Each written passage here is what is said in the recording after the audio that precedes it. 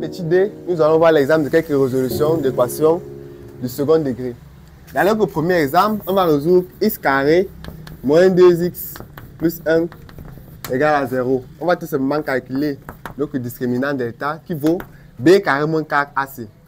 Par identification, on se rend compte que b vaut en fait moins 2. Donc on a moins 2 au carré, moins 4 facteur de a qui vaut 1, facteur de c qui vaut également 1.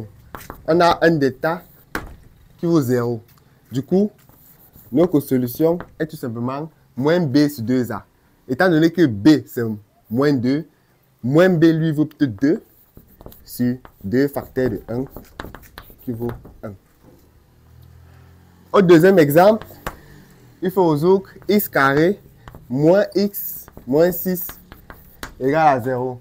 On va faire pareil en calculant delta qui vaut b carré, c'est-à-dire moins 1 au carré, moins 4 facteur de a, facteur de c, qui vaut 1 plus 24, qui est égal à 25.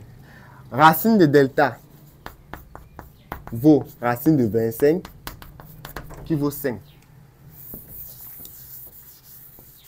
En déterminant les différentes solutions, on a x1 qui vaut moins b, c'est-à-dire 1 plus racine de delta 5 sur 2a.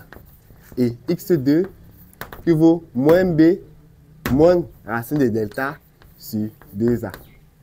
En effectuant les calculs, on a x1 qui vaut 6 sur 2 qui est égal à 3. x2 qui vaut moins 4 sur 2 qui vaut moins 2.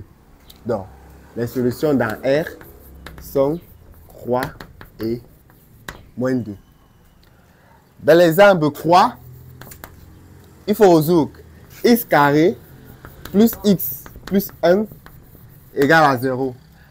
En calculant delta, dans ce troisième cas, on a b carré, 1 au carré, moins 4 facteur de a qui vaut 1, c qui vaut également 1, qui est égal à 1 moins 4 qui vaut moins 3, qui est négatif. Étant donné que notre discriminant est négatif, l'ensemble solution est tout simplement l'ensemble vide, c'est-à-dire notre équation-ci n'admet pas de solution dans R. À l'exemple 4, on peut se rendre compte que il n'y a pas de terme en x. Du coup, b vaut 0. Étant donné qu'on a b qui est nul, la résolution de cette équation-ci ne nécessite pas forcément d'utiliser le discriminant. On a x carré moins 1 égale à 0, ce qui revient à dire que x carré égale à 1. Or, on a la propriété, lorsqu'on a x carré égale à 1a, ça revient à dire que x égale à a, racine de a, ou x égale à moins racine de a.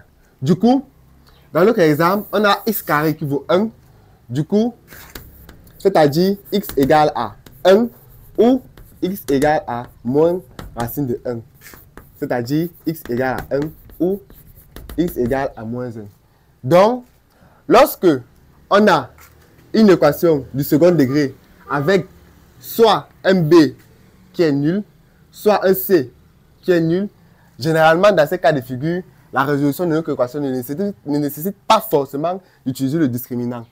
Dans l'exemple 5, on a x carré plus 2 égale à 0, c'est-à-dire x carré égale à moins 2. On a x carré qui vaut une valeur négative.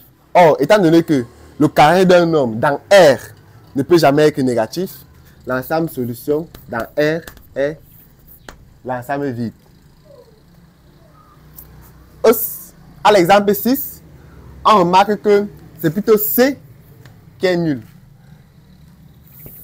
Il nous faut résoudre x carré plus x égale à 0. On a C qui est nul. Dans cet exemple, on peut tout simplement mettre x en facteur.